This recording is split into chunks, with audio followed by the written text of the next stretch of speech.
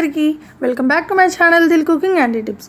ఎలా ఉన్నారు అందరూ? బాగున్నారా? నేనైతే చాలా బాగున్నాను. ఈరోజు మన రెసిపీ వచ్చేసి ఉల్లిపాయ పకోడీ, అది కూడా స్వీట్ షాప్ స్టైల్లోలా చాలా తక్కువ సమయంలో ఎక్కువ రుచిగా అన్నీ కూడా మన వంటింట్లో దొరికే వాటితోనే చాలా ఈజీగా చేసుకోవచ్చని మీకు తెలుసా? నేను ఈ రెసిపీని ఎప్పుడు చేసినా కూడా మొత్తం పకోడీ మా వారు ఇంకా మా పిల్లలే తినేస్తారు. మరి ఎంత బాగుంటుంది దీని టేస్ట్. మరి మీరు కూడా దీన్ని ఎలా తయారు చేయాలో ఈ వీడియోలో ఎండ్ వరకు చూసేసి మీ పిల్లలకు మీ ఇంట్లో వాళ్ళకు చేసి పెట్టండి. మరి ముందుగా నేనైతే ఇక్కడ ఒక బౌల్ తీసుకున్నాను. అందులోకి 2 కప్పుల దాకా సన్నగా పొడుగుగా కట్ చేసి పెట్టుకున్న ఉల్లిపాయ ముక్కల్ని అయితే తీసుకుంటున్నాను. ఈ ఉల్లిపాయ ముక్కలు మరీ మందంగా కూడా ఉండకూడదు, అలా అని మరీ పలుచగా కూడా ఉండకూడదు.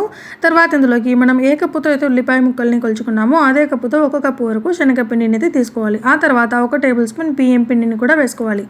మీకు ఇక్కడ బియ్యం పిండి కనుక లేకపోతే దానికి ఆల్టర్నేట్గా కార్న్ఫ్లోర్నైనా కూడా తీసుకోవచ్చు. ఆ తర్వాత ఇందులో కట్ చేసి పెట్టుకున్న 1 టేబుల్ స్పూన్ కొత్తిమీర తరుగు, 1 టీ స్పూన్ పచ్చిమిర్చి తరుగు కూడా వేసుకొని 1 రెమ్మ కరివేపాకును కూడా వేసుకోవాలి. ఇప్పుడు ఇందులోకి 1 టీ స్పూన్ చిన్నగా తరిగి పెట్టుకున్న అల్లం తరుగుని కూడా వేసుకోవాలి. ఆ తర్వాత 1/2 టీ స్పూన్ ధనియా పౌడర్, అలాగే 1/2 టీ స్పూన్ పసుపు, రుచికి సరిపడా ఉప్పు వేసుకోవాలి. నేను ఇక్కడ ఉప్పు 1/2 టీ స్పూన్ అయితే తీసుకున్నానండి.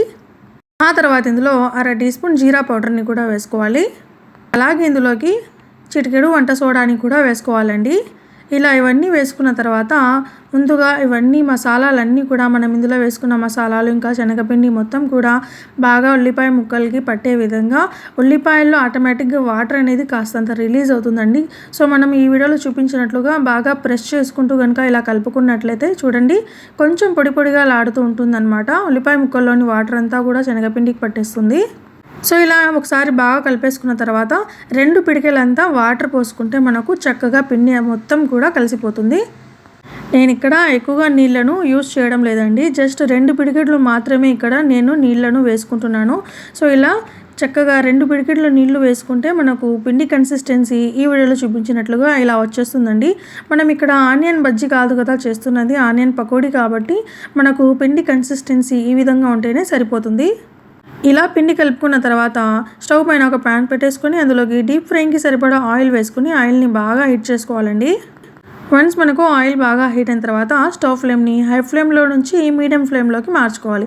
ఆ తర్వాత ఈ వీడియోలో చూపించినట్లుగా మనం ముందుగా కలిపి పెట్టుకున్న ఉల్లిపాయ పకోడీని చిన్న పకోడీలాగా వేసుకోవాలి. సో అచ్చం మనకు స్వీట్ షాప్లలో లేదంటే బేకరీల్లో కూడా ఈ మధ్య అమ్ముతున్నారు.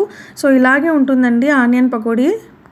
ఈ పకోడీని మీడియం ఫ్లేమ్లో మాత్రమే ఒక 5 to 6 మినిట్స్ పాటు గోల్డెన్ బ్రౌన్ కలర్ వచ్చేంత వరకు అటు ఇటు బాగా టర్న్ చేసుకుంటూ మనం చక్కగా వేపుకుంటే సరిపోతుంది. అంతే, ఎంతో టేస్టీగా ఉండే ఆనియన్ పకోడీ రెడీ.